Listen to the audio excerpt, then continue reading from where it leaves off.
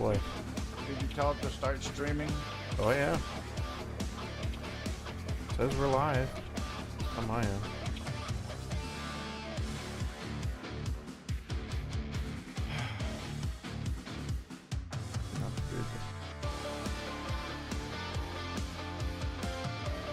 All right, boys and girls, we're working out some technical difficulties, so hang out. All right, Enjoy. let's do this. We need the audio.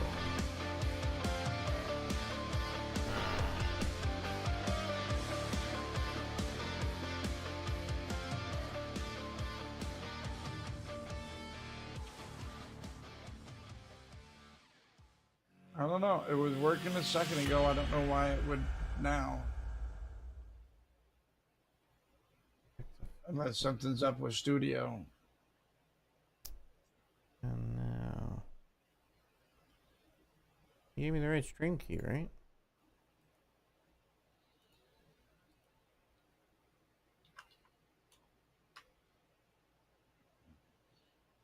Jason says, don't cuss anyone, they hear you.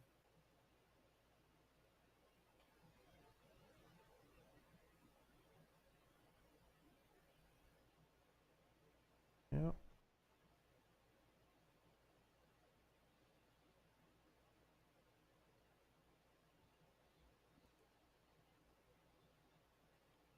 Okay. We're gonna have to do it this one. There it is. Yeah, but that's me coming through studio. Now we see you. All right. Well, hopefully you can hear me. Have fun. And sorry for the technical difficulties there, but it's okay. It's no big deal. Little wrench in the system. Little wrench in the system. It's okay. Got to be at 88 miles per hour. I know. So, how's everybody like the background? Background look good? Some of the two favorite people that I got here. All right. So tonight we're going to be talking about Law and Order. And I like to talk about this subject because I've spent the majority of my life working in law enforcement. So I hold the law very dear to my heart. Thank you. Appreciate the nice Thai remark. You're very nice. And I'm seeing some stuff that is just not sitting right with me. And I know we've been talking about it on the Mega Midday show and on our Thursday shows. But some of this stuff is just like, do people read? Especially judges. Judges are like the most, I don't know, like highly educated people. At least they're supposed to be, right? They're supposed to have good knowledge of the law, right? I mean, obviously they went to, law school. They became a judge. So you would think that they would be able to utilize their knowledge, okay, and make good, sound judgments based only on the law. So the first thing I want to talk about is I want to talk about an Obama judge blocking President Trump's executive order requiring proof of citizenship to vote in federal elections. Now, first off, I'm not really sure why it is that the president felt the need that he needed to create this executive order, because with a little handy dandy search of, the old keyboard here, I found the Illegal Immigration Reform and an Immigrant Responsibility Act of 1996. You heard that correctly, 1996. Does anybody remember who was the president in 1996? I do. It was Bill Clinton. So Bill Clinton, who was a Democrat, as we all know, right? He signed this law. And just to give you a little, snippet of what it really says, it basically says that if you are a non-citizen, you cannot vote in a federal election. At least that's one of the things. It has a whole slew of stuff. It also talks about how law enforcement has the discretion to determine whether or not an immigrant is eligible to enter our country. Okay. Now, let's think about that for a moment, because if you were to cross at the border, okay, I see Lou. Sorry, John. What happened? What happened? Oh, thanks, Tick. I sure just my reputation is on the line. Let's go. So let's think about if you were to cross at a point of entry along any of our borders, okay? And we'll take Mexico because that seems to be the hot topic, right? Once you took and you come through the line, whether you're on the pedestrian line or you're in the car line, you know, they're going to be asking you a lot of different questions. They're trying to determine what is your purpose for coming to America, okay? And if you do not have a purpose that that officer feels, you know, is beneficial to the United States, or that you may be more along the lines of potentially committing some sort of criminal activity, then obviously they're going to take and they're going to remove you. Now, there is an opportunity for an asylum seeker, you know, but that person has to be able to prove that they're being politically, you know, basically targeted, or they're targeted against their religious beliefs, something that would take and qualify them for seeking asylum. So President Trump signs an executive order, right? And he says in his order that it was intended to plug the gaping holes in America's voter registration system, which currently allows individuals to vote in federal elections with nothing more than a signed statement affirming their citizenship. There is no ID, there's no birth certificate, and there's no passport. But Judge Casper, this Obama-appointed judge here, sided with the liberal attorney generals from 14 Democratic-led states. There's a shocker, right? They ruled, the judge ruled that Trump's common sense order was likely unlawful and unconstitutional. Well, that was interesting. She brought up something about the Constitution. So I looked at the Constitution. Did you know that the 15th Amendment basically says that only citizens can vote in federal elections? Wait a minute. So the Constitution says that citizens are the only ones that are allowed to vote in our elections.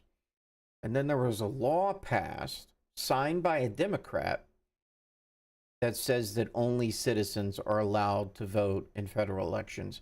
And now the President Trump is basically expanding upon, with an executive order, stating that you need to have a, you know, verified ID, something that indicates that you were born here and that you do have citizenship to the United States of America. Now, while most of us understand and we realize that this isn't really that big of a deal, like, I don't know, this is what we might consider common sense. I mean, if the law says that you have to be a citizen, and the Constitution says, and then there's a law that says, and now there's an executive order. I mean, wouldn't it make sense that there has to be a method to determine who is a citizen? How do you determine whether or not the person who is voting is a citizen? So the biggest issue that I see, okay, especially from these 14 Democratic states, is the simple fact that when the census is conducted, their amount of electoral votes is based on the population, okay? Not of just only citizens, but also anyone that is here illegally. So if we were to take and remove people in these, you know, Democratic-led states, in all states actually, you know, we're looking at a significant reduction in electoral votes for some of these major blue states. Maybe that's why they're fighting so hard for this, right? So this injunction now bars the enforcement of the order. The 5 most critical provisions, including the requirement that proof of citizenship for federal voter registration, the court blocked the section of the order which required the Election Assistance Commission to mandate documentary proof of citizenship on the federal voter registration form for states to record such proof. I don't know, that kind of seems reasonable, right? Military voting protection. The ruling blocks Section 3D, which directed the Secretary of Defense to update the federal postcard application used by service members and overseas voters to require proof of citizenship and state voting eligibility. Not seeing an issue with this. Verification at public assistance agencies, Section 2D, was struck down, and it required federal departments providing voter registration services through public access programs to verify citizenship before distributing registration forms. What's wrong with that? Are you telling me that when you go to get a driver's license and they automatically sign you up for, registering to vote, that maybe they should probably verify that you're a citizen? That makes sense, right? Enforcement measures. The judge barred civil or criminal enforcement under Section 7A in 13 Democratic-controlled states, including California, Massachusetts, New York, and Illinois, that allow ballots to arrive after Election Day. Really? So after Election Day, we're going to continue to receive ballots and count them. Yeah, okay. That sounds like something that happened in 2020. I'm just throwing it out there. So in essence, the activist judge gave the green light to non-citizens to continue exploiting America's porous voter registration laws, all while handcuffing states and agencies trying to enforce basic accountability. Accountability. That's a word that these people have seemed to have lost altogether. Like, I don't think it's in their vocabulary. They have no understanding what accountability is. They want to try and hold the president accountable because the president is actually trying to hold everybody else accountable.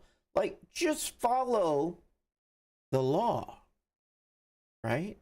Just follow the law. If you obeyed the law, we wouldn't be having all these problems. And here we are with the judge. I'm not a judge. I'm not an attorney. I dressed up like one tonight, though. But I'm not an attorney, okay? So how is it that a judge that has been to law school, has been an attorney, and is appointed to a federal judgeship, that, listen, to get appointed to a federal judgeship is a pretty significant step in someone's career, that works in the criminal justice system. So you're telling me that this person who has achieved a massive goal, a huge career goal, is somehow or another not smart enough to have read the 15th Amendment of the United States Constitution, the Illegal Immigration Reform and Immigrant Responsibility Act of 1996. I mean, those things are signed in law. I mean, we're talking about a law. The Illegal Immigration Reform and Immigrant Responsibility Act of 1996 was passed by Congress, passed by the Senate, and signed by the president. It is law. Okay? The 15th Amendment was ratified. So it's law. And now you're going to take and you're going to say the president of the United States is illegally and unconstitutionally imposing restrictions on people that want to vote. Well, yeah, if they're not citizens, I don't understand what the problem is. I really don't. So I'm hoping, I really am, I'm hoping that, we're going to take and we're going to get somewhere with this. This is ridiculous. I mean, not to mention the simple fact that, we have people that at the time in 1996 are currently still in Congress, by the way. Nancy Pelosi and, and Pointer and those, people, Mitch McConnell. I mean, these people have been in Congress for years, right? And some of them voted for this particular bill, okay? They voted for this. But now they're going to stand at the mountaintops and scream how unconstitutional it is for President Trump to enforce the law. I don't get it. I don't get it. So that's kind of like the thing, right? And we see it on a regular basis, at first over in California, the judges were like, oh yeah, President Trump's, he's got to, he has to take in and give all the National Guard folks back, let Newsom take over. And thankfully, our Justice Department was like, okay, well, we got this order, and we're taking it over to this, the appeal court real quick. And the appeal court said, okay, all right, hang on, all right, listen, there might be something to this, I don't know, there might be like a law or something that, I mean, we might be actually doing the right thing, letting Trump do it, because clearly it wasn't anybody else going to do it, So they put a stay on it, right? So now the president, the Justice Department, they've got to come forward and, and really make their case, which I can't imagine has got to be that difficult, right? It can't be that difficult. So that's what needs to happen. Like we need some like people that know how to read in order to be in the judiciary. I mean, they can certainly have their law clerk, crank out a motion or an order and all this stuff, and and I'm sure it sounds nice. It looks fancy as hell, right? I'm like, hey, good for you, right?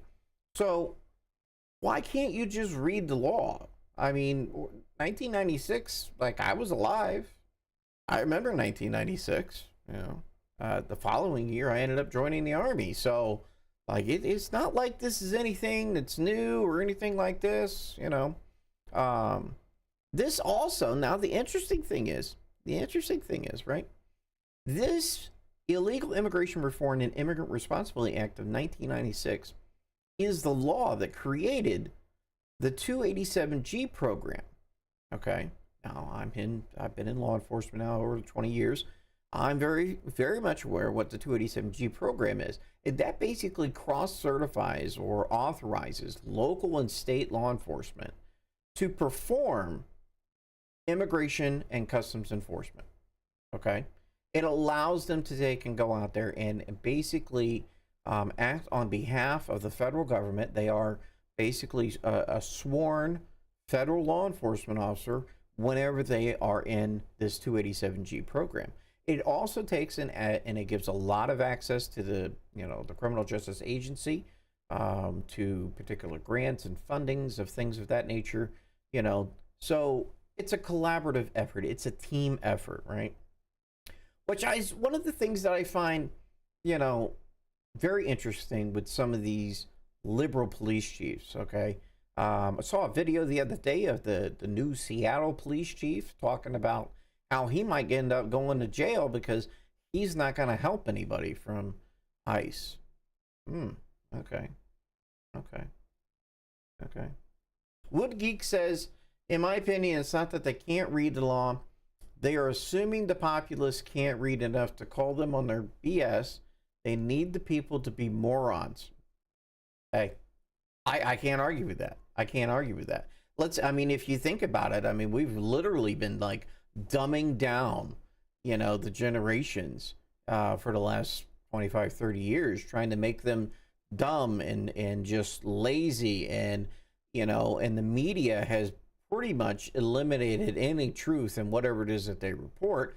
So now all that you get is the opinions of people, okay, on mainstream media, and they're not necessarily telling you the facts. They're just simply telling you from their viewpoint, or the political stance of that, outlet or whatever that may be, and then you got all the Democrats, they're beating the drum, the only thing we know how to come together on is hate Trump. That's what they want to do. They want to hate Trump, so I just, I can't understand these people. I really can't understand these people. Being a law enforcement officer, it's important that we take and, stay up to speed on things, because there's a lot of new case law and stuff that comes out. It's not our responsibility to, make case law. We don't want to be the ones that make case law. We want to make sure we're doing stuff the right way. So when we take and we do our jobs, we stay up to date. We have regular trainings, and we're reminded of, hey, this law does this law does that, this case law affects this. So you need to be on top of it. And I can't imagine, if you're going to be in the judiciary, that there's not some sort of training or something, okay? And I can't imagine that if you're going to take and you're going to have someone that is a federal judge that's going to weigh in on this, did you not take time to do a quick search? I found this in the span of 5 minutes, okay? So you can't tell me that, you don't have the same access. I mean, God, you work for the federal government as a federal judge, I would imagine. I mean, hey, maybe ask your law clerk. I bet they know, right? So that brings me to the next thing, which is really, really frustrating. It's coming to a place near you tomorrow, and that is the No Kings protests and other terrorist type activity. So I wanted to start out with the judge and lead into this because you got to think here for a second. You know, we're trying to take and regain control of our country because under the Biden administration, or I'm sorry, the Otto Penn administration, we allowed over 20 some million of undocumented people enter our country. So why is it that these people are fighting so hard? And I touched on that, you know, and the fact that they're fighting so hard because it affects their, you know, electoral college count and whatnot. They want to hold on to their power. They want to hold on to their, you know, congressional seats and so on. Okay. That's the things that they're worried about. Okay. In order to take and get, I think it was like one electoral vote was like 760,000 people. You know, so if we take and we do mass deportations like the president wants to do, we're going to have a lot of people that are leaving, hopefully 20 some million people, you know, and we're not talking about just people from Mexico and Guatemala and El Salvador and, you know, and all of the Latin America, you know, folks. We're also talking about people from China. You know, we're talking about people from Syria, you know, Iran, Iraq, you know, wherever it is that they're coming from over in the Middle East. Those people showed up here in droves as well. Okay. So the No Kings protests and other terrorist activity, right? And by the way, you can find this article on BoilingPoint.Live. Make sure you check that out for good content. And, you know, if you're not currently subscribed to this channel and you can afford it, be sure to, you know, help us out so we can keep the lights on and the signal strong here. So in recent months, a series of protest movements, including the No King protests and anti-deportation riots, the Tesla takedown, and hands-off demonstrations have swept across the United States and beyond. So these people are coming out. Now, this is also an interesting point is because they seem to be rather well organized, right? So tomorrow, we're expecting that we're going to take and we're going to see a lot of these No King protests out there, okay? Now, we've talked about on the MAGA Midday Show a lot, you know, about the folks that are running this, you know, from the No Kings, you know, NGO and thing like that. So these NGOs are funding these things, and they're getting their money from taxpayers, right? Darkhorn says they're more like the No Soap protest. Yes, I could see that. My hobbies are crappie fishing, mushroom hunting, and smashing. Yeah, even the magic ones, Austin. Even the magic ones. So why is it that these people are coming out here, right? You know, I know that there are some people. You know, I'm friends with some people that are on the, well, let's call them the spectrum at this point. You know, they're special people, and I see they're like all excited and they're like, I'm going to the protest. Okay. Do you know what you're protesting? Do you have a clue? Do you have any idea? You know, I can't understand why it is that we would go this way, right? So continuing on in this, right? So let's remember back in the Tesla takedown movement, right? Peaking with a global day of action on March 29th, focusing on Elon Musk's role in the Trump administration, particularly his leadership of the Doge, right? Remember what Doge is, right? Okay. Protesters have vandalized over 200 Tesla showrooms worldwide, terrorizing people to sell Tesla vehicles and stock to economically cancel Musk. Okay. So it wasn't the simple fact that they are here to, you know, advocate on behalf of illegal immigrants. They are literally protesting anything that Trump does, which brings me back to the case with the judge. Had these people realized that Bill Clinton signed this law in 1996 that does exactly what Trump is doing, it gives him the authority to do so, well, then why is it that we're all upset because Trump is actually the one doing it? Not to mention, Trump has not even touched, hasn't even come close to the amount of people that have been deported under his first and now this administration, okay, to even comparably come close to what Obama did. Obama deported the most amount of people, and he was a Democrat. I don't understand. Like, how did we change? How did we change from 2015 into 2016, rolling into 2017, simply because Trump wanted to continue one of the things that Obama was doing? I don't get it. You know, I mean, did you forget the 8 years of Obama where he literally deported millions of people? I'm at a loss, right? As you should be. You should be, just as confused.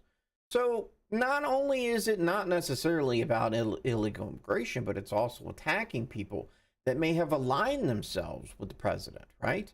So we want to go after Elon Musk.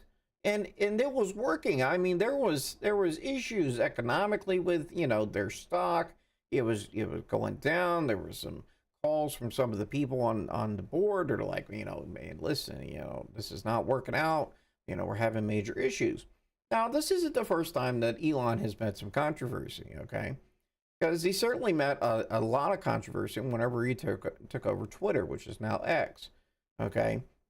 And, they complained, oh my God, you're not here at Tesla, or you're not here at SpaceX as much as you should be, I'm not really sure what type of mind Elon has. He must have a pretty significant mind, to come up with some of the things that he has done, technology wise. I mean, he seems to be a very smart person.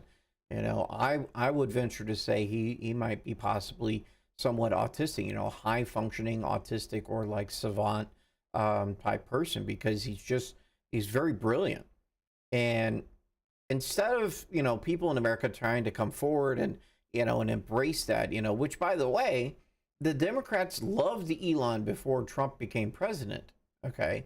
In this term, like they thought, Elon was the best, he's going to make all of our electronic vehicles, all the EVs and this and that. And, and it was great, right? They loved him. And then the moment that he's like, wait a minute, you people are trying to destroy America. Like, and we don't get it, right? Because we literally went from the election in 2016, okay, to the inauguration of President Donald Trump, and the 4 years, of a chaotic first term for the guy, okay, and basically everything that the Democrats had stood for, they now were protesting against, okay. It's not that the president came in and said, hey, we're just going to do things completely different. We're going to actually do something. It's called enforcing the law, right? We're going to obey the law, because the president is all about law and order, right? So you got the Tesla stuff. Now you also had the hands-off protests. Okay, now these were held in April, all right? It was across 1,200 locations. Similarly, decreed Trump's immigration policies and Musk's federal workforce cuts. These demonstrations have drawn thousands of promises of overly large paychecks. Organizers frame the protest as a defense of health care, jobs, public services against an administration they view as predatory, all while promoting the very violent terrorist activity they claim to be fearful of. I know. What a concept, right? Who would have thought that such a thing like this might happen? So mainstream Americans on social media point out, that their scale coordination and rhetoric display their deeper agenda to destabilize American society by eroding trust in institutions and inciting civil unrest and targeting key economic political figures. Which brings us to No Kings.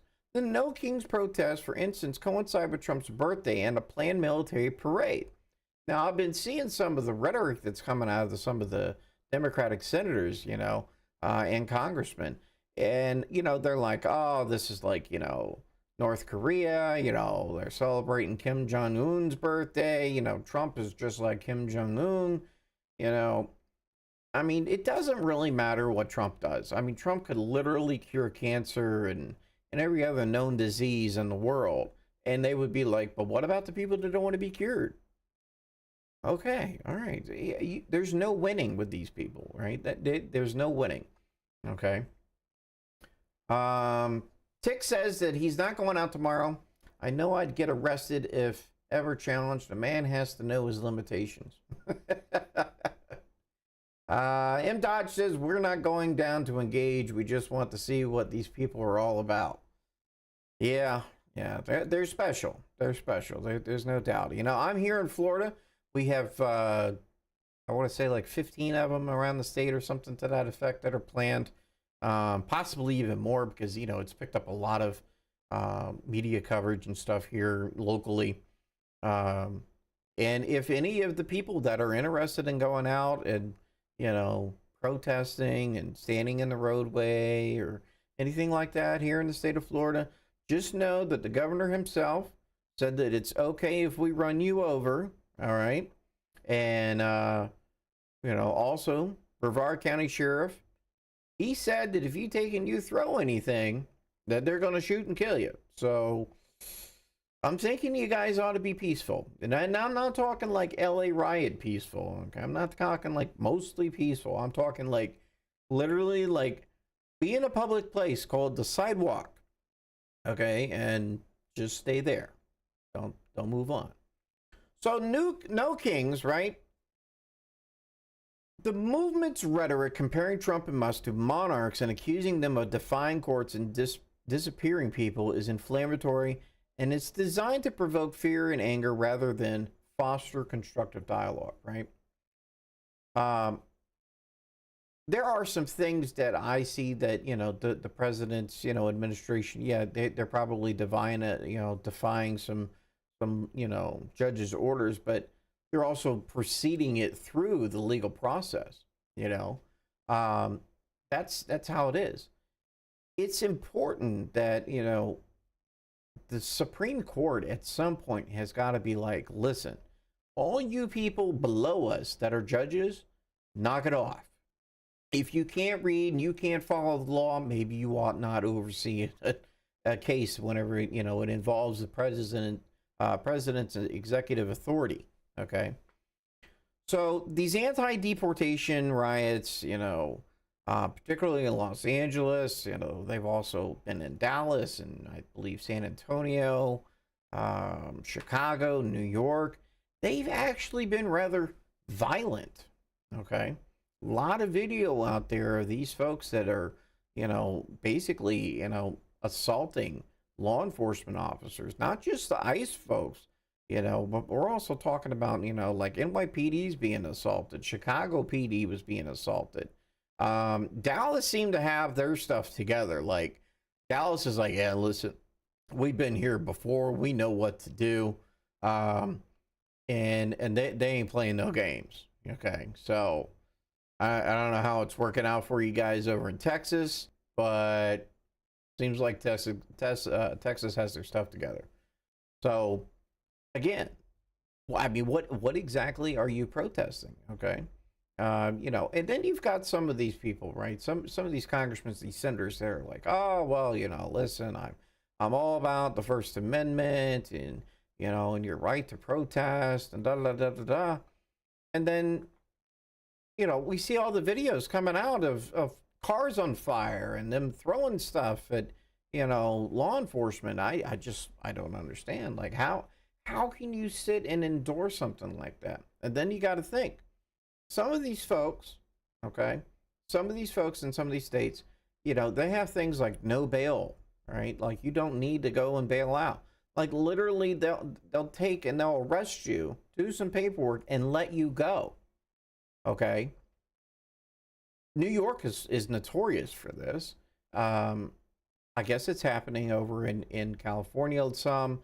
It's also happening in Chicago. I mean, I don't understand. I get that you're a blue state, right? And you want to take and you want to follow suit with the other blue states, okay? Good. I'm glad that you guys are unified, at least in color, all right? You're blue, I'm blue, everybody's blue. Okay, cool. So why can't you just follow the law, okay? Why do you got to make things or make new laws in your states that basically give the criminals better opportunities to be criminals? I mean, to me, I'm certainly, you know, confused. You know, So here we are. We're in 2025. We're in the heat of riot season, I guess. And that's the other thing that drives me nuts. It seems like we go through this every few years, right? And it's always something, in 2020 you had Minneapolis and Portland and Seattle and Chicago and New York. I mean, they were all over the place. Oh, now they're all over the place again. I mean, hell, even in Seattle, okay, or maybe it was Portland. Actually, it was Portland. They had a whole section of the town completely like barricaded off. No one could get in and out of this place. How? How can you possibly allow something like that to happen? You know, I don't get it. But that's the mentality of some of these people, which begs the question, why do you support criminals? Why are they so adamant about going after the criminals in a way that makes it easier for them to be criminals? And the only answer that I've come up with is that these politicians are criminals themselves. Okay? I mean, just look at them. Okay? Just look at them. I know that we got the Democratic senators and congressmen.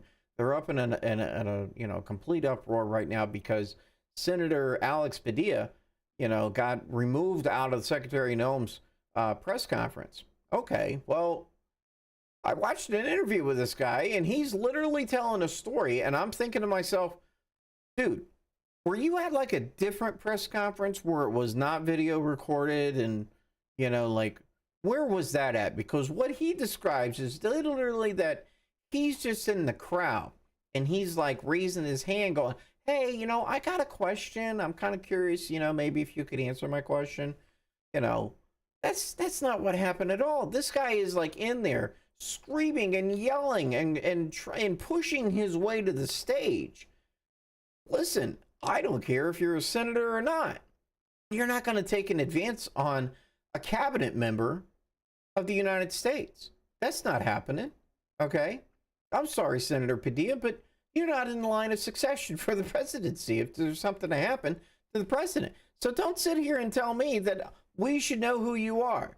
There's 100 of you senators. I have never even heard of Senator Alex Padilla until he decided to be a complete jackass at this conference. And then gets arrested. And now everybody's like, oh, wow, must have been staged. This is ridiculous. The federal government would arrest a sitting senator. No, nope, not seeing that ridiculous. If you break the law, then expect to get what's coming to you. Okay?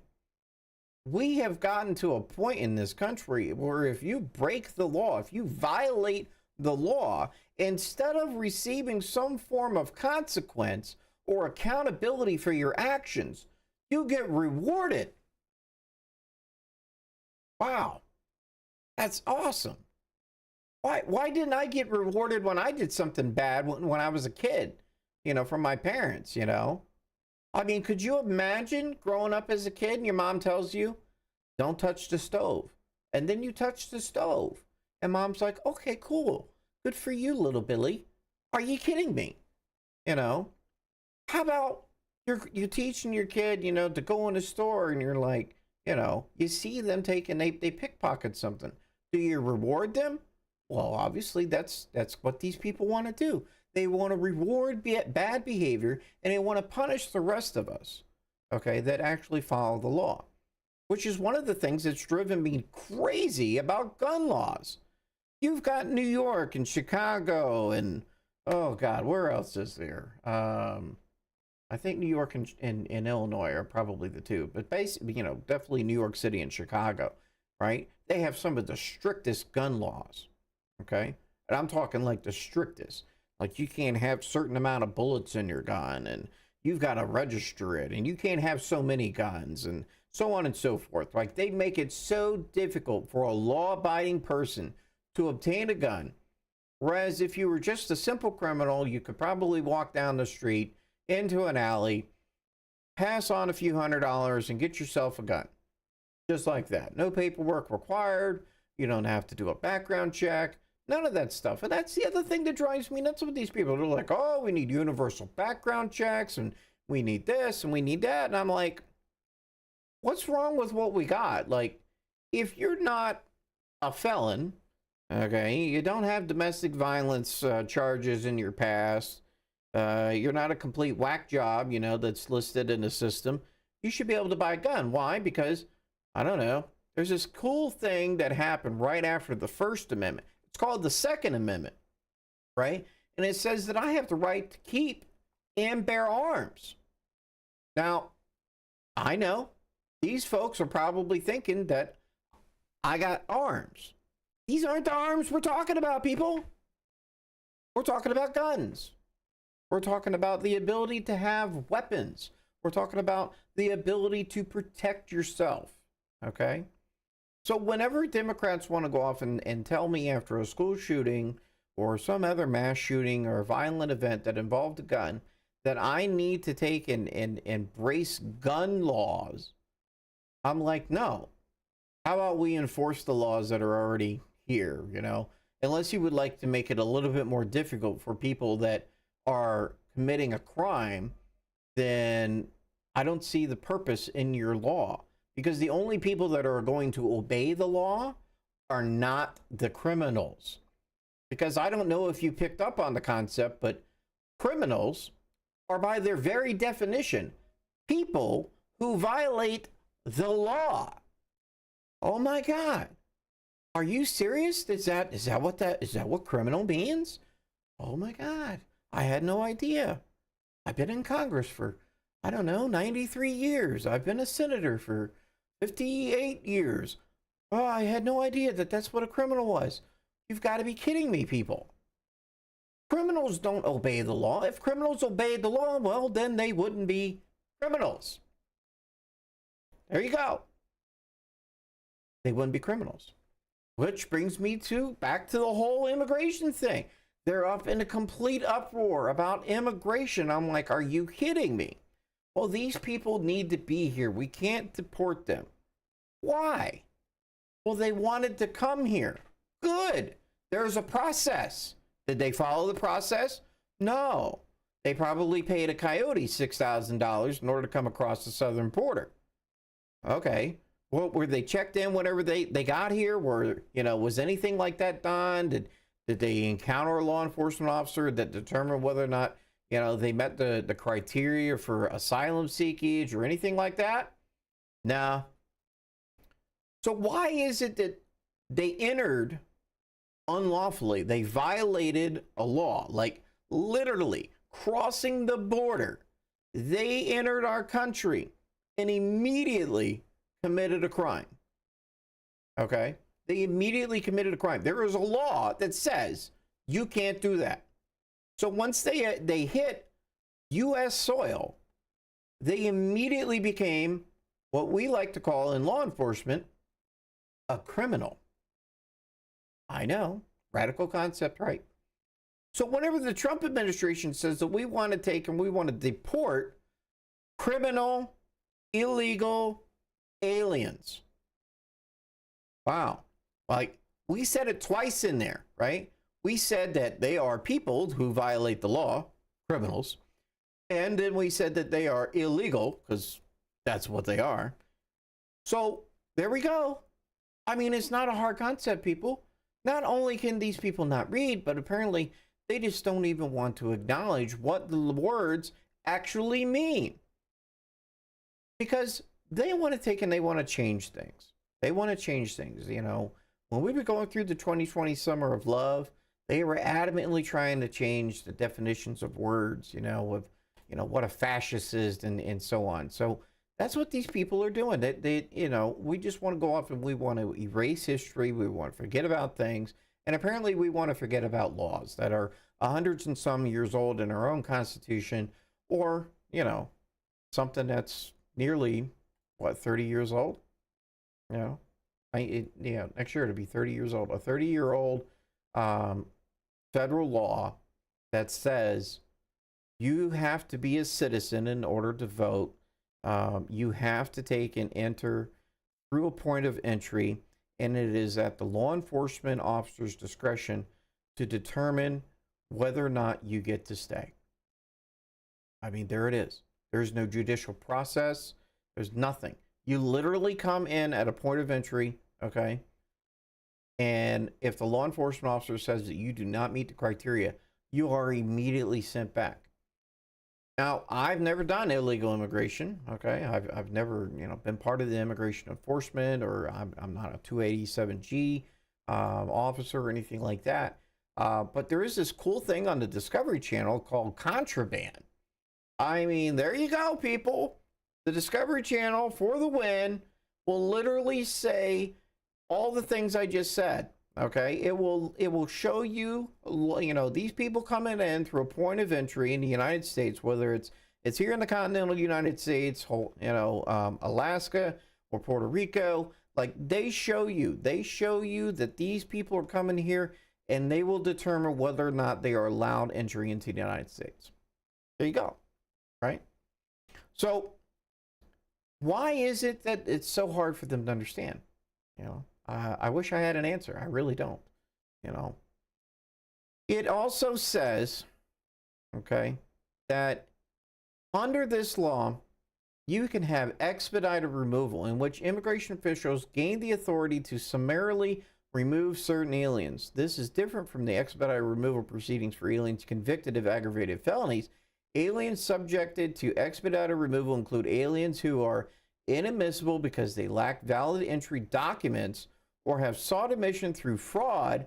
May also include aliens inadmissible on same grounds if they present in the United States without being admitted or paroled and have been in the country less than 2 years. Are you kidding me? It literally tells you. Now, that's not all. Hang on. Wait a minute. Expedited removals can be considered removals without hearings. These removals do not require judicial review by immigration judges within the Executive Office of Immigration Review unless the individual plans to apply for asylum or indicates fear of persecution.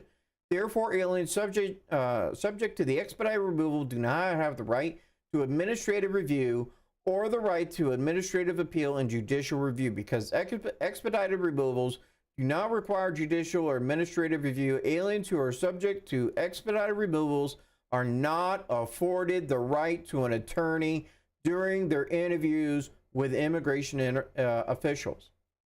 Wait a minute. Hold on a second. You're telling me that this person who's in the United States is not granted the same rights? Like, they don't have the rights of Miranda or the rights to an attorney? Wow. That's interesting. You want to know why? Because they're not a citizen of this country. This country, the United States of America, they're not a citizen here. If they were a citizen here, then they will be afforded all of those rights. But they're not. They came here one way or another. Either they came through a point of entry or they crossed the border illegally, and they're being determined ineligible to be here.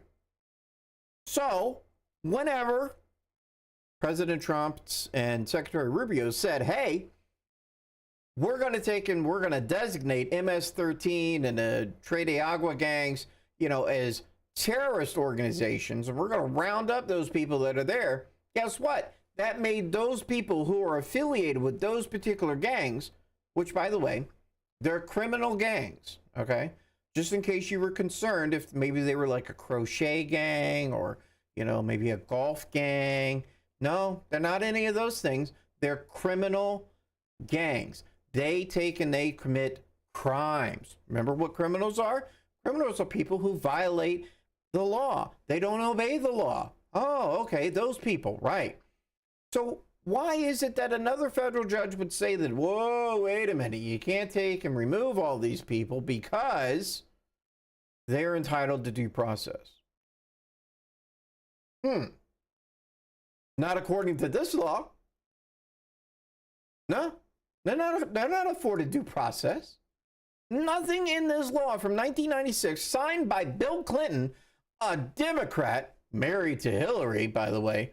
It's amazing he's lived this long. It really is. Okay? I mean, I'm sure that he knows some things that could lead to Hillary's death, but he's not saying, so he's still alive. Good for you there, Bill. you know. But we're talking about a bill passed largely with bipartisan support from both sides of the aisle in 1996 in both the House and the Congress and signed into law by a Democratic president. This law grants President Trump federal law enforcement, the judiciary, all of the necessary tools needed to take and come after these people. Okay?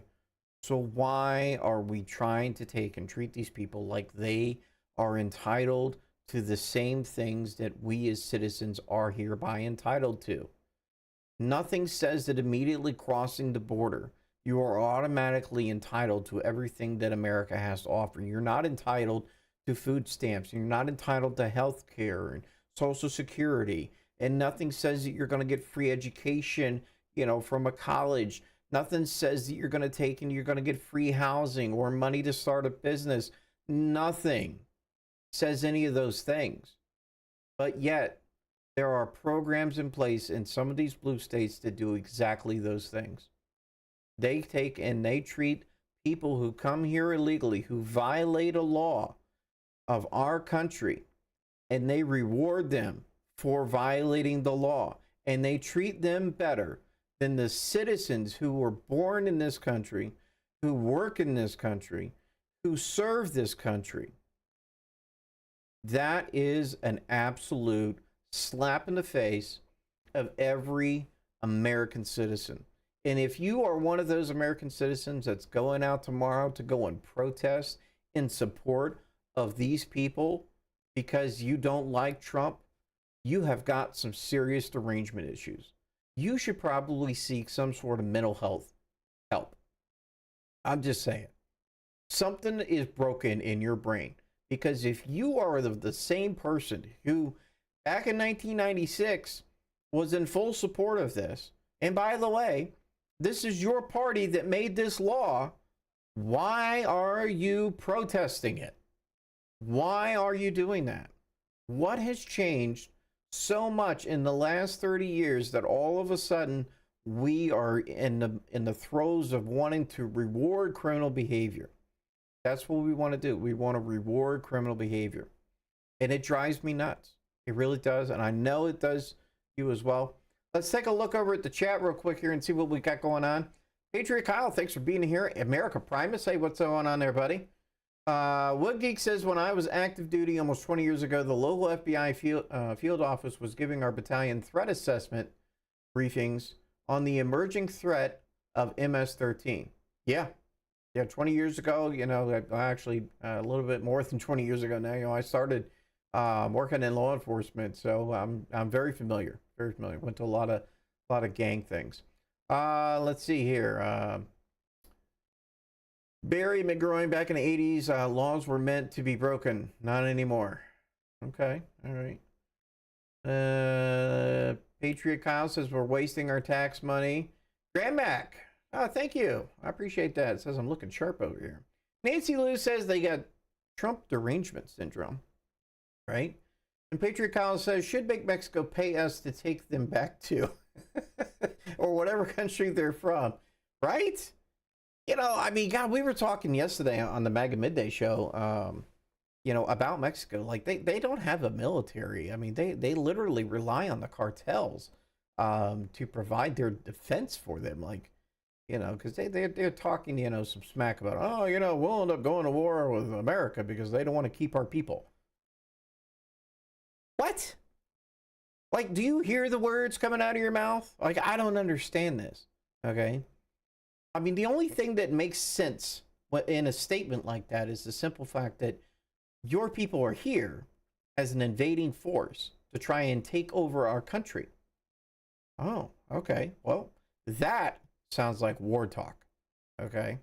Which is why I fully believe that anyone that is here from one of these nations should be immediately detained as a prisoner of war, okay? We're either going to take and we're going to do, beheadings by guillotine, or as Rev likes to say, deportations by trebuchet.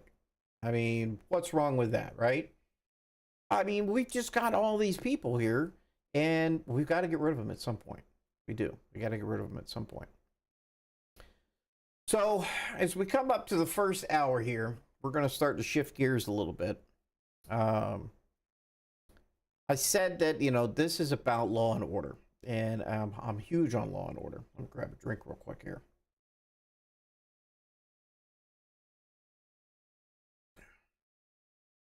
And I want to make a point that no one is above the law. Not anybody that serves an elected office, not even our own law enforcement officers.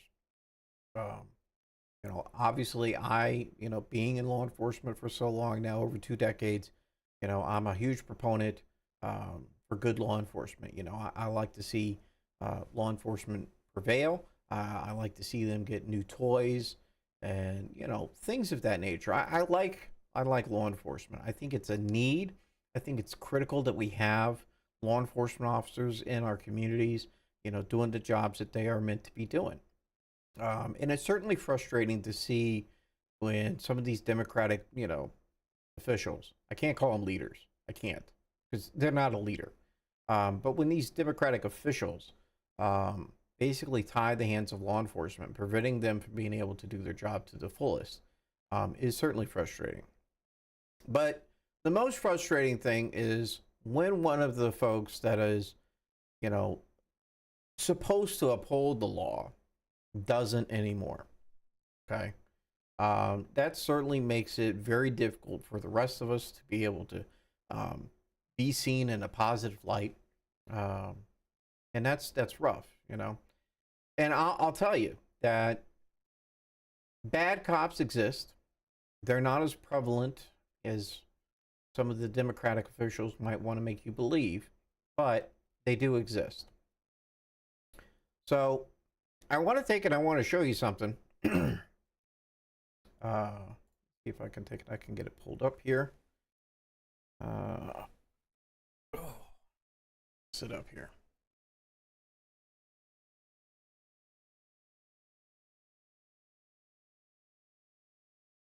All right. So about 8 days ago, the sheriff in the county here in Florida, Osceola County, was arrested. Okay? That's correct. A sitting sheriff, an elected sheriff, was arrested. The interesting thing is that he was arrested on racketeering charges. Right. Wow. Not only does he have state charges, but also federal charges. Now, the other interesting thing that you're going to be shocked about is that this sheriff is a Democrat. I know. Shocker. So, you got a democratically elected sheriff, all right? And what we're seeing is a sheriff basically utilizing his authority as the sheriff to allow criminal behavior to exist or be conducted. So I'm going to take and show you a video here. Let me see if I can take it. I can share my screen. No. All right. And Butler was there as that moment happened. And Shannon, he showed up there in uniform for what he thought was going to be a routine meeting, and he is now facing conspiracy to commit racketeering charges.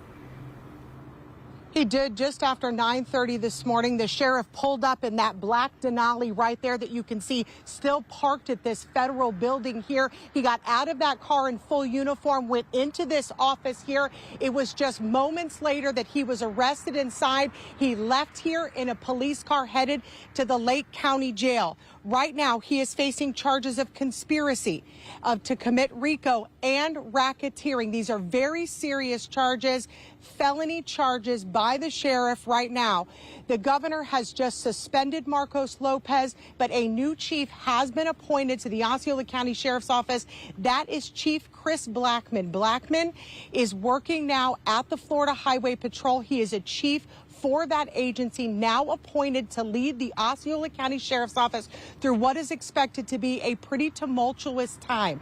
We are understanding that FDLE agents and FHP could be headed to the Osceola County Sheriff's Office now to go inside. We do not know if these charges have any connection with the office, but we do know that they are in connection to the sheriff that heads that agency. This happened early this morning. It's been months of investigations by HSI and FDLE for these charges. We know that a warrant had been signed just recently in the last couple of weeks. A judge signed that warrant. We are told that warrant is very, very thick, many pages in that warrant. We don't know yet exactly what is inside. We are expecting an update from HSI any moment now, and as soon as we get it, we will bring you, of course, more information on this developing story. But for now, we're live in Orange County. Shannon Butler, Channel 9 Eyewitness News. All right, thanks, Shannon. And we continue our live team coverage this afternoon over in Lake County. In the last half hour, federal agents confirmed to Channel 9 what you heard Shannon Butler say there. Sheriff Marcos Lopez is now inside of the Lake County Jail. Channel 9, Sabrina. So we're talking about the Osceola County Sheriff, okay, which, by the way, we see here, this is Orlando, which is Orange County. So right below that, right here, this is Osceola County, this county right here. All right. And as they were just talking about, they're saying that the sheriff, okay, has been arrested. The Homeland Security Investigations, the Florida Department of Law Enforcement has been investigating him.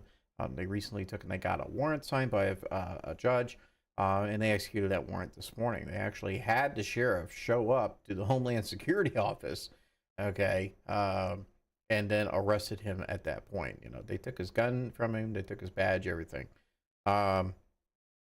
So now, in this little news story here, they're fixing to go over to the jail where he's at, and they're going to give us a little bit more information. Again, this is about 9 days ago now, but it's been an interesting story, especially here locally, and it really encompasses the thing that I've been talking about tonight, in the fact that, you know, the Democrats, you know, they are all about allowing criminal behavior, okay? And this is a really good example. It goes right into the you know, what we've been talking about tonight, and the simple fact that here is a sitting sheriff, a Democrat sitting sheriff, and not only has he allowed criminal activity to take place, and basically what this stems from is illegal gambling, okay? He allowed a illegal gambling facility to open up inside of his county. He took and he directed his deputies not to go there, basically to leave it alone, and also took about $600,000 in payment for making sure that it was allowed to continue to operate. Majority is live in Tavares there, and Sabrina, the sheriff is in the middle of being processed right now.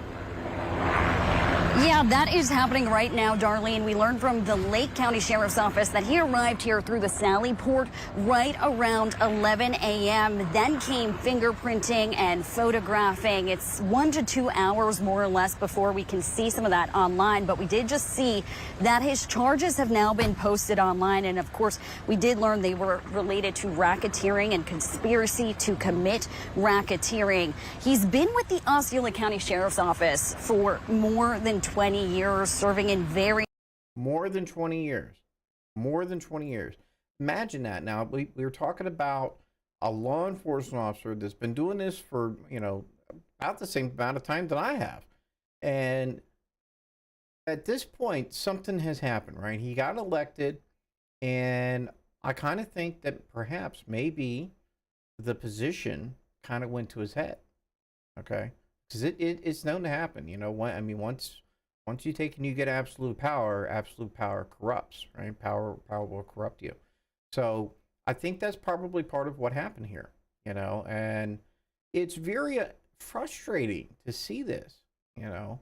As a law enforcement officer myself, I'm frustrated with this. You know, this is, like I said, this is very, you know, hot topic kind of you know, news that's going on here. And not only is he the one that's been arrested, he's also got 4 co-conspirators, okay? Out of the 4 co-conspirators, they actually had a guy, and it seems like he's kind of like the fall guy, a little bit. Possibly, I'm not really sure, but he's the guy that's on all the documents as the manager, okay? This guy is like, listen, I've never even met the sheriff. I don't know what's going on here. All I do is fill out the paperwork. You know, they pay me $300 a month to make sure that I, you know, forward them any mail and whatever, you know. Basically, he's like one of these, you know, companies that just files documents, you know, with the state. And that's common, actually. You know, there are businesses out there, you know, especially here in Florida, you know, that you take and you pay them, and they'll set up your LLC for you. They'll use their address for your business, so on and so forth, right? Very common, you know, and it's supposed to be, you know, a legal thing. So maybe that guy's right. I'm not really sure, you know. But that's where this is at, right? I mean, this is unbelievable.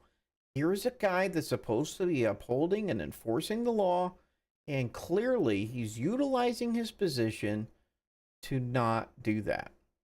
Okay.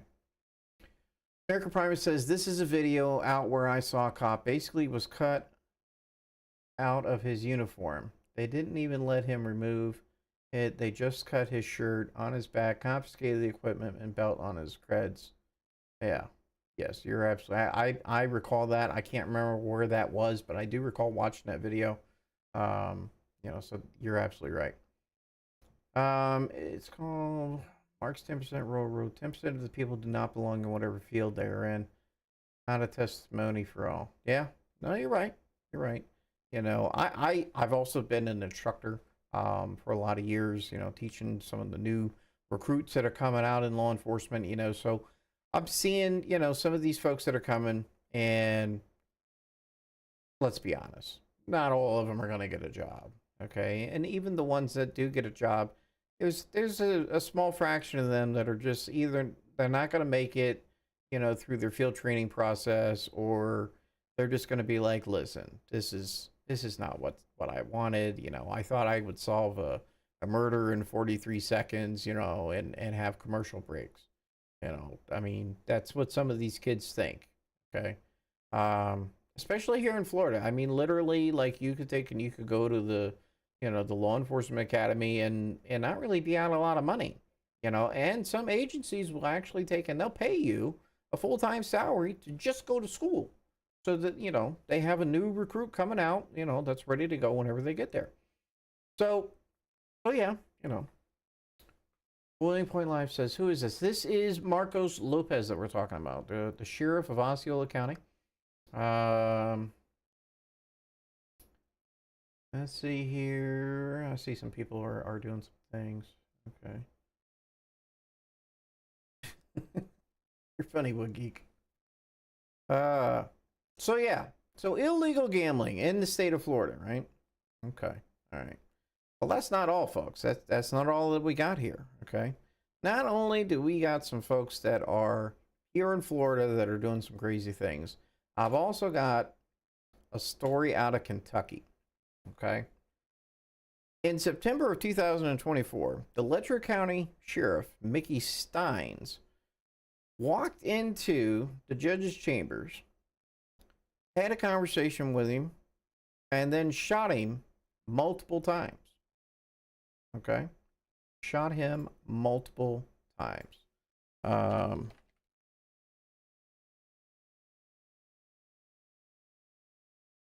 Let's see here.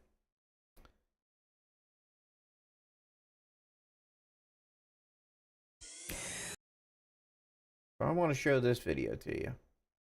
They removed all the graphic stuff. We're learning new information tonight about what exactly went down in the Letcher County Courthouse that left a Kentucky judge dead.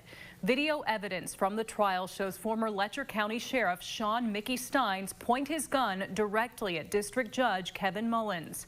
Mullins is seen on the ground with his hands up and turned away from Steins before the shots were fired. Steins has been charged with murder in the September 19th shooting of Mullins. The next step in the trial is for a grand jury to consider whether to indict Steins. So that happened, right?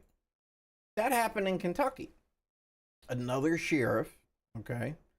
And there's quite a bit of stuff going on here, because, you know, this sheriff is talking about basically like there's some sort of conspiracy between him and the judge and this deputy that was going through a civil lawsuit at the time, because apparently one of his deputies, who's in charge of the ankle monitoring program for the county, okay, I guess the way it works is that the offender is supposed to pay a certain amount of money every month for the GPS monitoring, right?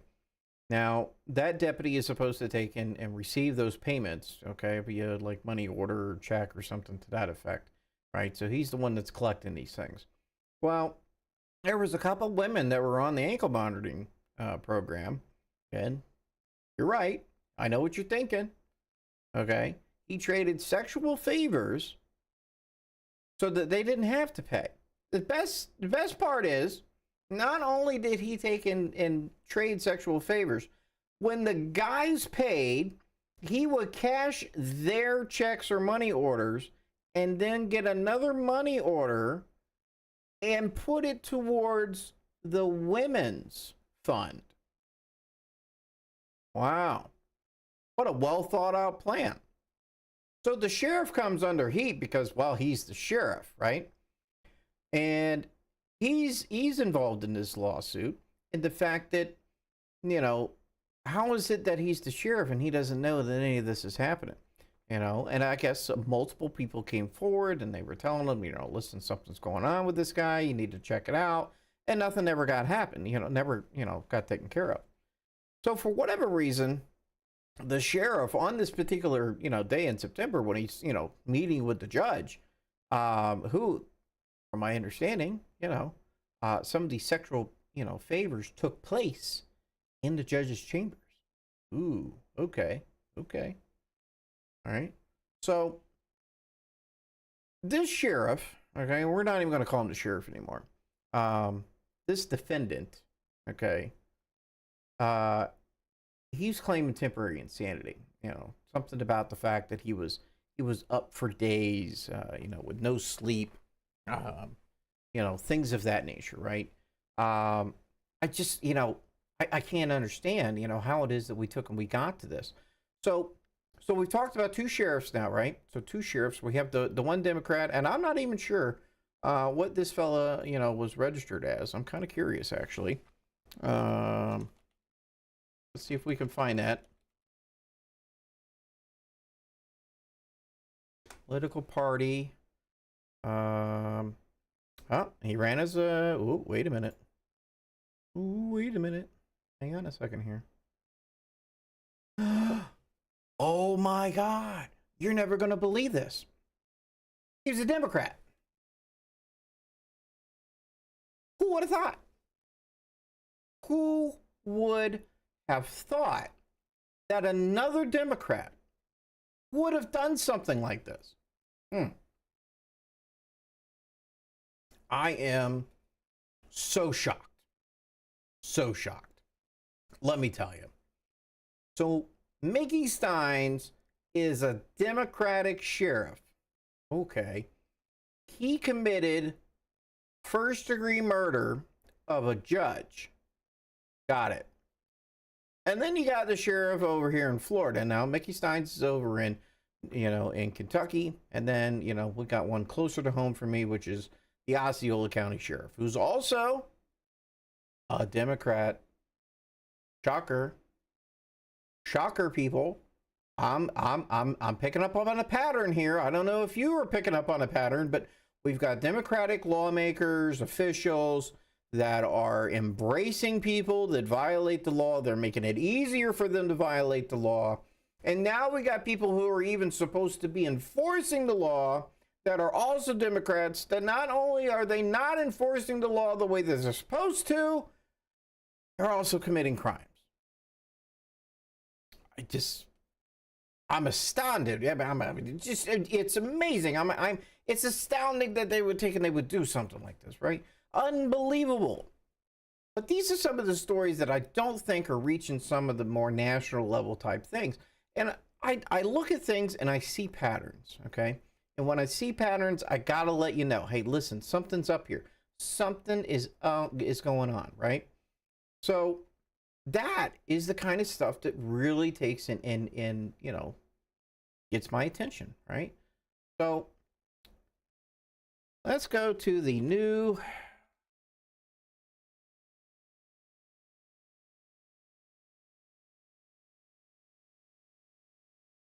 I want to take you to this particular video. This is the new Seattle police chief. He's currently in an interim thing. He's supposed to be voted on, from my understanding, I believe next month to, permanently take on the job. 178 people have been arrested over the last 4 days. California Governor Gavin Newsom is urging protesters to stay peaceful. He also filed an emergency federal court order to try and block National Guard troops and Marines from engaging in immigration raids in L.A. Trump is pulling a military dragnet all across Los Angeles, well beyond his stated intent to just go after violent and deployed the military to our city, and Barnes, how he would handle the situation appears to be much quieter in the area this morning. And while the protests here weren't as destructive as those in Los Angeles, Seattle Police Chief Sean Barnes was at police last night as they tried to stop people from being taken. This right here is in Seattle, by the way. Okay, this is Seattle. All right. They had scooters and stuff blocking the entrances and exits of the police department. They're taking a flag down, and at the police department here, and they're gonna set it on fire. Into the Northwest Ice Processing Center. It happened near the federal building in downtown. Police used what looks like pepper spray and non-lethal rounds to disperse the crowd. Protesters tried to prevent ICE from detaining people awaiting immigration hearings by piling lime bikes and scooters at the entrances to prevent people from awaiting immigration hearings. Tried to prevent ICE from disperse the crowd. Protesters tried to prevent ICE from detaining people awaiting immigration hearings by. That guy got pepperballed right to the face. Okay. Well, he's wearing a helmet. He'll be all right. Piling lime bikes and scooters at the entrances to prevent people from exiting the building. Those bikes have been removed, and it appears to be much quieter in the area this morning. And while the protests here weren't as destructive as those in Los Angeles, Seattle Police Chief Sean Barnes was asked how he would handle the situation if President Trump deployed the military to our city, and Barnes said he would probably go to jail. I will do everything in my power, I want to be clear, to protect anyone in Seattle from anyone who comes to this city with the intention to hurt them or inhibit their First Amendment rights. And what that means is, at some point, I will probably go to jail and be in prison. Wow. He will probably, at some point, go to jail. Okay. He said that if anyone prevents anyone, from exercising their First Amendment rights in his city, he will end up going to jail.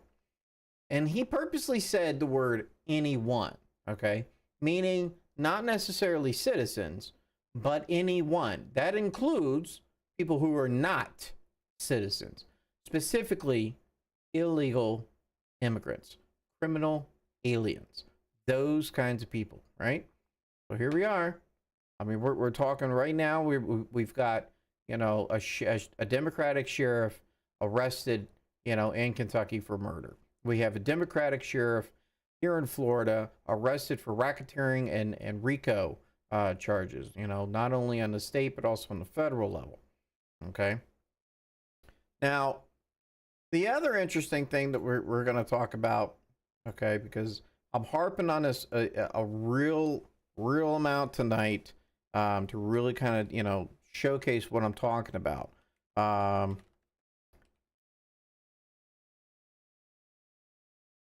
See if we can find that.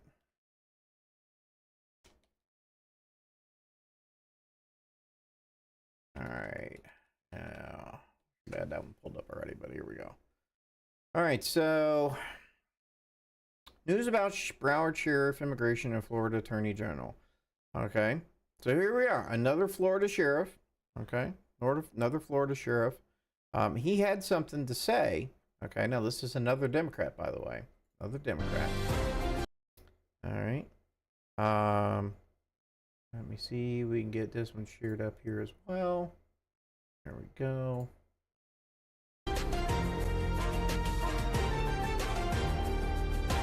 This is CBS News Miami. New at 6, Broward Sheriff Gregory Toney in the spotlight tonight after Florida's Attorney General sent the top cop a stern letter. It came after Toney made comments about the department helping the feds catch undocumented immigrants. And as CBS News Miami's Joe Murray reports tonight, the sheriff responded with a letter of his own. Law enforcement all over Florida, including deputies here at the Broward Sheriff's Office, have been called upon by ICE to help with immigration enforcement. Well, something Sheriff Gregory Toney said last week at a Broward County Commission workshop caught the attention of Florida's Attorney Generals. So Florida's Attorney General fired off this letter to Sheriff Gregory Toney asking for clarification. In it, he points out Broward has had some incidents involving violent, undocumented immigrants, and also there was a recent case of Chinese immigrants being taken into custody because of a human smuggling operation. So let's take a listen to what the sheriff had to say at that workshop. We have other priorities in this community that I'm focused on, and immigration is not one of them. Not to dismiss the importance of that, but we have had case after case just a few months ago to speak about why it's important for us as law enforcement practitioners to focus on the criminal components, not administrative components when it comes to immigration. I don't care what country you're from. If you commit a crime in this country or commit a crime in this county, I'm coming for you. And we just got a copy of Sheriff Gregory Toney's response. In his letter, basically says he has done his part to help ICE. He houses federal detainees and that he has helped catch violent, undocumented immigrants. So whether this letter will be enough for Florida's Attorney General, we'll have to wait and see. Reporting near Fort Lauderdale, Joan Murray, CBS News, Miami. Thank you, Broward Sheriff Gregory. So here we are, another Democratic sheriff, right? Okay. And he says that if you enter the country illegally, that it's an administrative issue. It's not necessarily a crime, whereas it is definitely a crime. It is a federal crime. Okay, he actually has officers. His agency is part of the 287G program. It has been for years. So it certainly begs the question why it is that the sheriff would not want to take in, enforce this.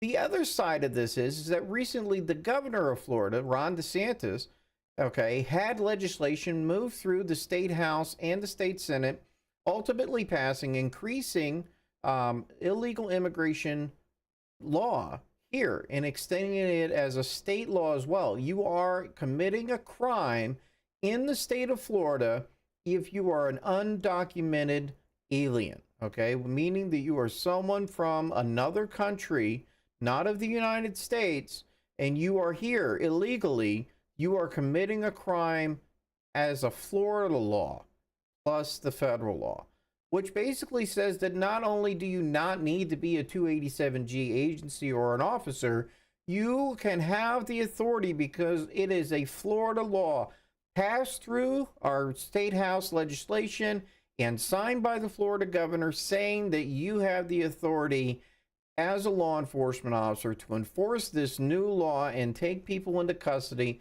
that are here illegally. Florida is one of the, I think the only state that has its own state law in regards to illegal immigration. And Florida is a prime state for illegal immigration. We have maybe not as many problems as they do over on the southern border, but we do have our own type of problems. We have people that come here from Haiti, from the Bahamas, from Cuba. All these people come here from, the surrounding Caribbean islands and countries, and they arrive to our shores. And as soon as they get here, they are running away. They're evading law enforcement. They're trying not to get caught. All of them are coming here. Most of them are arriving on our shores with some sort of, narcotic. Oftentimes it's marijuana, could be cocaine. We've also seen a huge increase in the amount of fentanyl that is coming to our shores via illegal immigration. So it would certainly beg the question, why wouldn't a law enforcement officer, a sitting sheriff, not want to take and enforce a law that would ultimately benefit the state, the people that live in the state, and prevent future crime from occurring? I digress, because the simple fact is he's a Democrat. I know. We're shocked. We're shocked. So we've got Democrat sheriff in Kentucky committing a murder. Okay, basically, and he's allowing people to go off and commit crime. I mean, his own deputy is committing a crime by, extorting women who are on an ankle monitoring program for sexual behaviors. Okay. He then kills the judge. And then we've got this Osceola County sheriff here in Florida who's part of an illegal gambling, racket. Okay. And now he's being charged. He's been removed from office. Okay. He's a Democrat. All right. And now here we are with Broward County.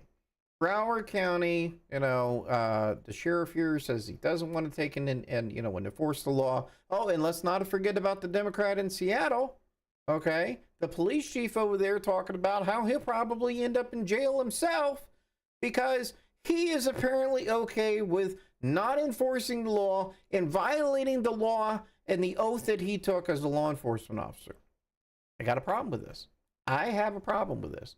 Everybody should have a problem with this. We should have faith and trust in our law enforcement officials so that they actually take and do something. They do what they are supposed to be doing, which is protecting us while enforcing the law. Now, you can't pick and choose which one you want to enforce. You have to enforce them all. You are, certainly given some latitude and discretion on short, small misdemeanor type crimes, but, like traffic citations and things of that nature. But even still, it is our responsibility to take and enforce the law, all of them. We can't pick and choose which laws we don't want to enforce, such as immigration laws, which should be the very foundation of what part of our law enforcement looks like. I mean, obviously, I don't want someone to just walk into my house. I have a lock on the door, right? So it's not unlocked. I don't want someone to come in here and walk into my house and set up camp and be like, hey, I live here now. No, you don't. Oh, and by the way, since I just walked in the door, this is not my house, but now I live here because, I'm here. I'm also entitled to all of your groceries. Oh, and I'm going to take a shower and I'm going to do all this stuff. Like, I just don't understand. If we wouldn't let it happen to ourselves, why would we take and then impress upon our own constituents, our own citizens, and make them have to deal with it? And then simply wipe your hands and be like, not my problem. I can't understand this concept. And people that work in law enforcement, I used to think when I was younger in this job that the people that wore this badge, okay, that went out and swore an oath to protect and support and defend the Constitution of the United States, to protect and serve the citizens that they are in their community, that they were some of the most honorable and had the most amount of integrity possible. I can't understand how you could be in a law enforcement position and have such a lack of integrity. It is deplorable. It literally is deplorable. Okay. I really can't explain it any further than that. It is one of the things that just frustrates good cops. Seeing bad cops continue to get away with things, or see bad cops that are finally, getting held accountable for their actions. We get upset about that because that certainly takes and puts a black eye on law enforcement as a whole. Okay. And I'm certainly not trying to paint a black eye here for law enforcement. I love law enforcement, want to support law enforcement. I've been doing it for over 2 decades. So I want to see us do better. I really do. I want to see us do better. Let's check over into chat real quick here and let's see what's happening here. Disillusion says he's got to go. He's got to pop smoke. Have a fantastic weekend. Hey, appreciate you dropping in. It's why it's called law enforcement. Yes, you're absolutely correct there, Sorrenti 9. Let's see. Their oath is not much different than the one I took when I enlisted. You are to preserve, protect, and defend the Constitution of the United States. Absolutely, America Primus. You're absolutely correct. Okay. Let's see here. Okay. Tick says, I'm with you, John. Well, I appreciate it, Tick. I do. I appreciate it very much. we are going to actually kind of shift a gear real quick. We're still law and order. Still law and order. Okay, we're still law and order. I want to show you. Let's see here. Now this one I like a lot. Okay, I like this one a lot. So we're going to pull this up here. We're going to get that set up. So I know that we talked a lot about, you know, some sheriffs, you know, that are in the, you know, and a police chief that are Democrats, right? And we see that pattern. We see how, you know, not only do they just ignore the law, you know, that they should be enforcing altogether, but they're also, you know, basically complicit in completing, you know, in violating laws themselves. So what does a Republican sheriff look like? Let's have a look. Let's have a look here. A Republican sheriff looks a lot like this guy. If you resist lawful orders, you're going to jail. Let me be very clear about that. If you block an intersection or a roadway in Brevard County, you are going to jail. If you flee arrest, you're going to go to jail tired, because we are going to run you down and put you in jail. If you try to mob rule a car in Brevard County, gathering around it, refusing to let the driver leave, in our county, you're most likely going to get run over and dragged across the street. If you spit on us, you're going to the hospital and in jail. If you hit one of us, you're going to the hospital and jail, and most likely get bitten by one of our big, beautiful dogs that we have here. If you throw a brick, a firebomb, or point a gun at one of our deputies, we will be notifying your family where to collect your remains at, because we will kill you graveyard dead. We're not going to play. This has got to stop. Wow. He didn't hold back there, did he? Nah, didn't hold back. And you see what the difference is there? You see what the difference is?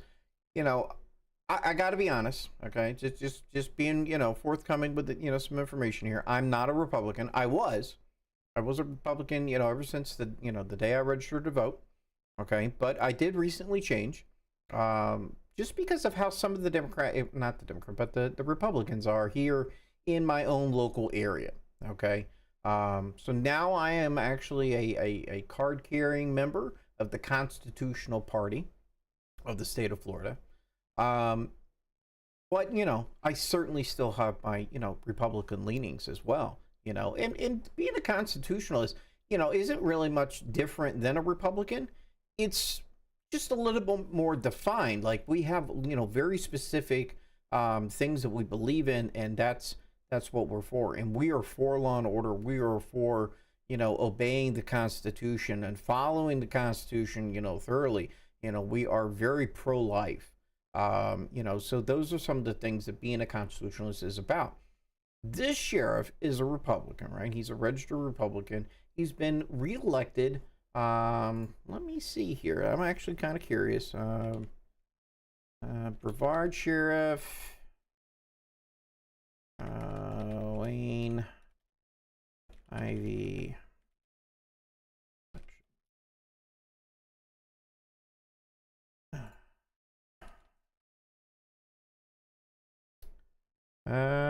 Why don't I ever get, like, you know what? Let me go to Grok. Grok is going to help me and answer this question. Okay, let's go, Grok. Let's go here. How many terms has Sheriff Wayne Ivy served? Grok is going to get it for me. I'm optimistic. I'm optimistic here. He has served 4 terms as Brevard County Sheriff. He was first elected in November of 2012, okay, and assumed office in January of 2013. He was reelected in 2016, 2020, and 2024. So he's been overwhelmingly elected and reelected, okay, to 4 terms. Obviously, the people in his county like the job that he's doing, okay? And he's certainly gotten some, you know, criticism from people on the left that are like, oh my God, I can't believe that a sitting sheriff would tell you that they're going to kill you. Why? So let me see if I've got this right. If I'm a law enforcement officer and you want to take and you want to kill me, then I'm not supposed to be able to want to kill you back? Okay. There's this neat thing called the response to resistance. Okay. It's the use of force matrix that we take and we abide by. And basically what happens is that given the amount of resistance that you take and present, okay, to me as a law enforcement officer, says that I should meet your resistance with a certain amount of level of force. Meaning that if you're trying to kill me, I shouldn't be sitting here going, now, little Billy, you know that you don't want to kill me, okay?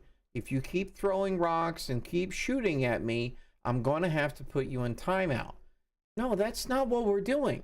We're not doing that, okay? That might work in California or Seattle or wherever, but here in the state of Florida, not only is our law enforcement ready and prepared to take and meet your level of resistance with the same level of force that you are portraying, we are willing to shoot you. And our citizens here in the state of Florida, we are some of the most pro Second Amendment citizens in the country.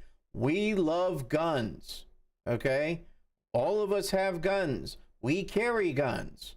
You should probably not come here thinking that you may not get shot if you decide to do dumb shit like throw things at law enforcement. Because you're probably going to get shot. And just like the sheriff said, maybe, you won't get shot. Maybe you'll get dog bit, or maybe you'll run away from police. Anything like that. Anything like that is probably going to take and garner some sort of a response from law enforcement. Because here in Florida, we actually take and we do things like hold people accountable. And it doesn't matter who you are, because if it did, then the Osceola County Sheriff wouldn't be removed from office and he wouldn't be sitting in jail right now. We hold people accountable here. We arrest criminals, okay? Not only do we arrest criminals, but we also make it a point to try and proactively prevent crime.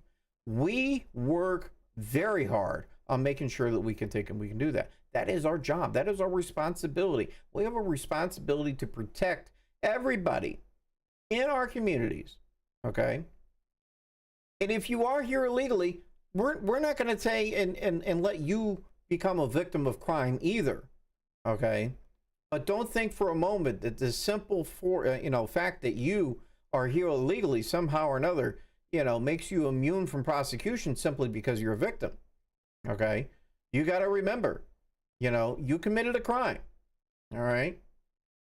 Obviously, there are some sort of mechanisms. There are things that, will happen in order to take and facilitate those things. But we are a law and order state here in Florida. We do not play. Okay? We do not play. American Prime says proportional force. That is a funny thought.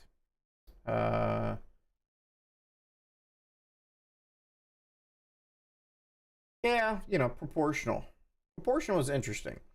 Did anybody ever watch The American President? It's a movie with Michael Douglas and I can't remember the lady's name that was the actress in that, but it's one of my favorite movies, which I find is interesting because it was made during the Clinton era, right? And there's certainly some stuff in there that's liberal wise, looking now at the policy, but the overall concept, the movie was actually very good, and I remember at some point they had set up a facility in Libya.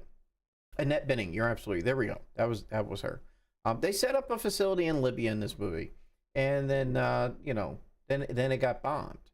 Okay. The president is then woken up. Michael Douglas is woken up, and he's informed of the situation, right? And and he's being briefed by all of the members of the chiefs of staff, in the Situation Room, and and they're giving him a response package, a proportional response, and that's what they keep saying to him, well, it's a proportional response. We're going to take them, we're going to hit this facility, maybe 2 or 3 people might die. Whereas they had, 20, 30 people die. It just wasn't the eye for eye kind of, response that they were looking for. So a proportional response, is really up for interpretation. I like the concept of, I'm going to meet your level of force, okay, with my own level of force here. I've been in foot chases. I had a partner of mine, and I'm kind of surprised she actually did not shoot this guy. I think she was, trying to take cover more than anything else. She had a guy throw a machete at her, okay, and I'm like, oh well, I can't believe you didn't shoot him. I would probably have shot him, if I would have been there close enough. But I'm trying to get to the situation, and it's just, we have to take and we have to do what is necessary for us to go home and also protect the public. So when I look at these riots out in LA and, in Dallas and Chicago and New York, and I just see these people just blatantly just, violating the law completely. And I get that there's only so many law enforcement officers. We have got to try and get more people put into jail. We got to hold these people accountable, and you can't just give them a slap on the wrist. Like, we have to take and we have to get rid of these people. And if you take and you arrest them, and then by some, means, it turns out that they're here illegally, they're here from a foreign country, well, either deport them or treat them as a prisoner of war. Okay? Because people don't come from other countries to come here and attack us unless it is an act of war. It's plain and simple, people. Plain and simple. If you want to take and you want to enter our country illegally, and your purpose of being here is to take and hurt our citizens, to attack our law enforcement, to attack our military, then you are an enemy combatant and you should be dealt with as such. All right. Oh, look over here. We're getting some folks from the Bongino Army. All right. Barry McGroin says Bongino Army strong. All right. Dan Bongino's a great guy. Strong boys. Very loyal. Absolutely. Absolutely. Love Dan. He's a great guy. I'm very excited he's in the FBI. And that's part of the other side of this. We talk about law and order, and I see some of these people, in some of these groups here, especially on X, they're like, man, I can't understand why we just don't see more people going to jail from the FBI. You got to think for a moment here, okay?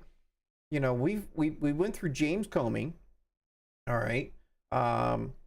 Not only did we go through James Comey, let's back up. We had Robert Mueller, okay, prior to James Comey, and then we had James Comey, who's definitely not a law enforcement official. Neither was Mueller.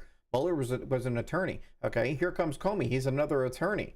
Okay, and then you had Christopher Wray. That for the more or less the way I would categorize Christopher Wray is more of a placeholder than anything else. He's just kind of like the guy that's just like sitting in the chair waiting for somebody to come, and tell him, hey, thanks for holding the chair down, but I'm here now, and we need to get down to business so you can scoot along. And that person came along, which is Kash Patel. Okay, so we've got people in place now at the FBI that are prepared and ready to go forward. The issue that they're running into is that not all of the people that work at the FBI are on the same mindset here, because you've went through literally 3 different directors that have been on the same mission as some of these Democratic officials that are not about enforcing the law, but allowing people to commit law or to commit violations of law. That's where part of the issue is. You've got people in the FBI that's what they take and they do. They are trying to take and facilitate ways for people to become, what you call it? Dan's just some guy who wears medium shirts. I don't do medium shirts. I can't do medium shirts. But that's what these people are. It's so frustrating, okay, that you're not giving Dan and Kash the opportunity to actually do their job. Give them that chance. Give them that opportunity to take and do their job. They have a lot of stuff that they have to work through. Not to mention, are they working through decades of people that should not have been at the FBI to begin with, but also the new stuff that's coming out. You've got this, the situation in LA and in the other states. They're investigating the non-governmental organizations that are funding this. Okay, there's an unverified report, and I'm going to talk about it for a moment. I haven't seen it verified yet, but I did read about it, and the fact that there's an allegation that the California Democratic Party bought 20,000 pallets of bricks, construction grade bricks, okay, just prior to these LA riots that are happening. Okay, and again, it's not verified, it's an allegation. I'm certainly hopeful that we're going to get down to the answer of whether or not that is in fact true. And what if it is true? Because according to the allegation, they don't have a proposed construction thing going on. There's no permits or anything like that. So what exactly was the purpose of buying 20,000 pallets of concrete bricks? I'm kind of curious. Is it going to turn out that they are actually funding in some way these rioters, these mostly peaceful protests? So what if something like that is going on? We got these NGOs, they have this one immigration NGO that's actually ran by a lot of Chinese women. We talked about it on the MAGA Midday show. It's kind of interesting, right? Why would a whole lot of people from China, okay, be providing funding for the riots? Okay, because we need to follow the money, right? We need to follow the money. We need to know where this stuff is coming from. You got people showing up in trucks, dropping off, gas masks and face shields. I saw another video of bricks on the metro in Los Angeles. Okay. I mean, literally, these things are on the metro. They are stacked on the metro so that you could literally get on the metro train in Los Angeles, collect your brick, and head out for your riot. I mean, come on, people. Something's up. Okay, this is way too coordinated, way too organized for it to just be some random thing. Okay, not to mention, I don't know about California, but here in Florida, which is pretty similar to California weather-wise, it's hot as balls out there, people. Why would you want to take and get out there wearing a face mask and long sleeve shirts and black and all this stuff in the middle of the day and go out there and be terrorizing people? I mean, is someone paying you? Because I'm thinking someone would definitely have to pay me. Like, you'd have to pay me a lot of money. Like, I don't know what y'all got going on, but you want me to wear black pants, you want me to wear a black long sleeve shirt, you want me to wear a black face mask and probably a black hat or a hoodie or something like that? Listen, I'd probably pass out by the time I got to the end of the block. Are you kidding me? It's hot, people. We ain't got time for none of that mess. So yeah, someone's paying these people. Somebody's doing that kind of stuff. I'm very upset with LAPD police chief. I'm very upset with the sheriff of LA County out there. They are pandering to this kind of nonsense. Again, guess what political party they come from? If you said Democrat, ding, ding, ding, ding. That's what they are. Democrats allowing criminals to commit crimes. That's what their agenda is. They are trying to destabilize America by promoting people and supporting people who commit crimes, aka criminals. I know. Quite a shocker, and that is, it is a bit of a shocker, I guess, you could say. But it's really not. I'm really not shocked. So we got about 10 minutes left of the show here before we take and we kind of close out. I do want to take and let you know that there is still that impending issue going on with Israel and Iran. Iran has been conducting retaliatory missile strikes on Israel, especially in Tel Aviv. And let's hang on a second. Let me look at the chat here. They're not Democrat. They are demon rats. Yes, yes, Grand Mac. I agree with you. I agree with you. Foreign operatives. Rumblebot is spoken for. That's my. Ghouls are coming out of the woodwork. Apologize for Jason flirting with Barry. Oh my goodness. You guys are a mess over here. But yeah, there is some stuff that's going on, you know, and you know, I'm a religious person. I actually went to school majority of my school life in a Christian school. You know, we study Revelation, you know, as part of our Bible studies. We're certainly seeing some things that, you know, may or may not be considered, you know, some signs, you know, that we see in Book of Revelations. It's certainly not good for these two countries to be going, you know, at a wartime effort at this point. You know, we're basically talking about the two separate tribes of Isaac and oh man, I lost my thought here.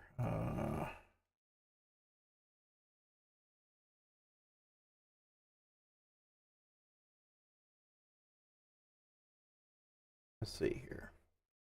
Ishmael and Isaac. I knew it started with an I. So the two tribes of Ishmael and Isaac, right? Because Ishmael was not born to Abraham's wife Sarah. Okay, Sarah had been, you know, barren for so many years, you know, but God had continued to promise and promise and promise that, you know, Abraham and Sarah would have a son and that his name would be Isaac, right? So whenever Abraham had doubt in God's plan, he had a child with Hagar, and that child was named Ishmael. And the issue that you take and you see in the Middle East, where a good portion of this stems from, is where the Jews, who are from Isaac's descendants, okay, and the Muslims, who are from Ishmael's descendants, are constantly at odds with each other, okay? Because the people who are descendants from Ishmael, the Muslims, they believe that they are the direct descendant from Abraham and that they are the ones that are entitled to God's blessing, okay, as opposed to Isaac's descendants, which is who God had intended to be the chosen child, you know, of Abraham and Sarah. So that's where a lot of this takes and it stems from. So we've seen a war that has basically gone on not only for years, but we're talking about centuries, okay, millenniums, okay, millenniums that this has continued to happen, you know, and that's why I reference, you know, the Bible and the fact that the book of Revelation says that things like this are the times, you know, coming, you know, towards the end, you know, to where Jesus is going to come back and save us, you know, where the rapture might happen.